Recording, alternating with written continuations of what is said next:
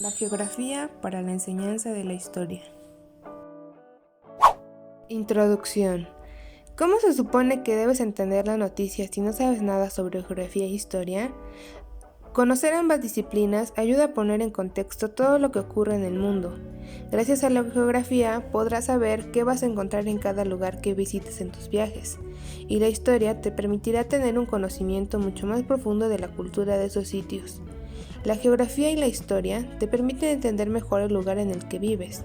Por ejemplo, las poblaciones se instalan en lugares específicos debido al paisaje. Las ciudades casi siempre se construyen en un río u otro suministro de agua potable. ¿Cuál es la historia del lugar en donde vives? ¿Cómo le ha afectado la geografía? Estas son preguntas que deberías hacerte para tener un mayor conocimiento del mundo que te rodea. A continuación, te explicaremos qué relación existe entre estas dos disciplinas, la importancia de ambas, también el análisis del sistema educativo y situación del conocimiento geográfico, el estado y valor de ambas disciplinas y las medidas urgentes, que se refiere básicamente a los recursos que se utilizan en el estudio de ambas disciplinas.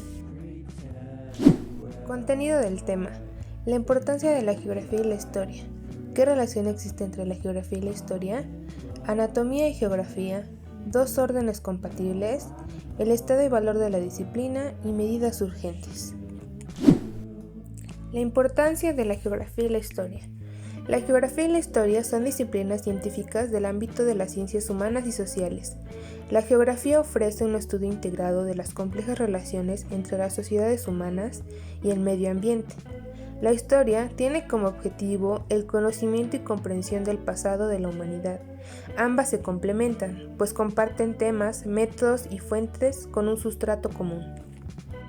La geografía y la historia, en definitiva, son disciplinas interesadas en explicar las sociedades humanas, tanto en una referencia espacial como temporal.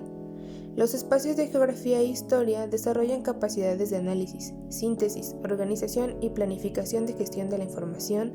También se refuerzan la independencia intelectual, el espíritu crítico y la defensa de argumentos. ¿Qué relación existe entre la geografía y la historia? Hay una relación muy estrecha, tanto que pueden considerarse gemelas en su importancia y finalidad, es decir, comprender el vínculo entre ambas ciencias. La geografía estudia el espacio, o sea, el territorio, y los fenómenos que suceden en ésta, y la historia estudia los fenómenos de un lugar a lo largo del tiempo. Los hechos históricos fueron influenciados por fenómenos naturales, y los fenómenos geográficos están influenciados por antecedentes históricos, con los cuales se conforma una estructura en el espacio geográfico. La configuración del suelo, el clima, la situación de cada país, su distancia al polo o al ecuador, su situación insular o continental, determinan en muchos casos a sus pobladores. Los territorios son los teatros donde se desenvuelven todas las actividades humanas, también en el tiempo. A través de los mapas se localizan las regiones más prósperas de los continentes, que propician una serie de rutas aéreas y marítimas que favorecen las relaciones comerciales, culturales y turísticas entre los individuos de los diferentes países del mundo. Mediante la geografía se ubican los países donde se desarrollan las grandes civilizaciones antiguas del mundo. La relación de ambas ciencias es tan estrecha que sin el conocimiento previo y detallado de la geografía no es posible el completo dominio de la historia. El estado y el valor de la disciplina.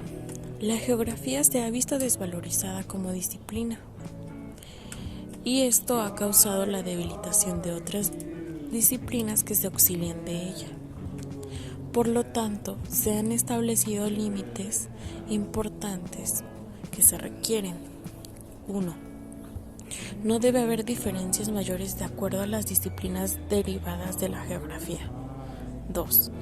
La geografía solo puede considerarse una ciencia práctica si se mantiene una imagen claramente definida sin que interfiera la mediocridad académica y la no utilización como disciplina auxiliar de otras ciencias, ya que esto deteriora los campos de estudio, debilitando su aplicación analítica. Por lo tanto, La geografía no debe ser vista de acuerdo a las posibilidades de la solución directa de problemas sociales, sino respecto de la importancia que tiene como materia escolar.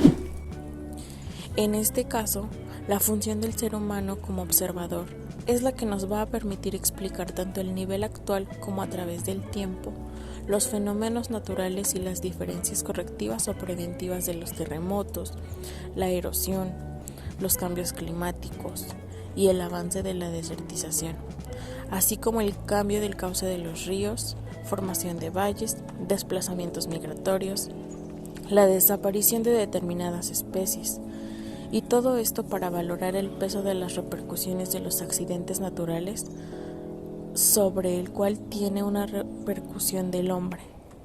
La materia de la geografía es una ciencia de gran contenido teórico y aplicación de práctica, y tampoco se limita a solo la esfera de la Tierra, sino que se convierte en la síntesis de todas las esferas próximas a su superficie.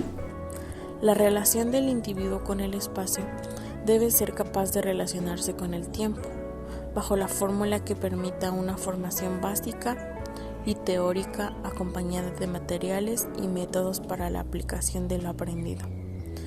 Este aprendizaje será incrementado con el tiempo del conocimiento teórico a la aplicación de la práctica. Asimismo, la preparación de un proyecto didáctico que conduzca al estudiante a apreciar la geografía y le permita ubicarse temporal y espacialmente. En el auxilio de tales expectativas de aprendizaje aparecen los audiovisuales y recursos tecnológicos, como un proyector, diapositivas o un computador. En caso de problemas económicos del sistema escolar, debe acudir a métodos tradicionales como sería un atlas, mapamundi, globo terráqueo o pizarrón. Medidas urgentes. Número 1. Toda exposición histórica debe acompañarse de una visión geográfica previamente o incorporada en el contexto, utilizando además los correspondientes atlas y mapas murales. Número 2. Toda enseñanza de la historia debe comprobar, previamente y mediante evaluación, que los alumnos están situados temporal y espacialmente, así como saben leer e interpretar el material correspondiente. Número 3. El profesor de alumnos debe procurar el estímulo de la observación geográfica. Número 4.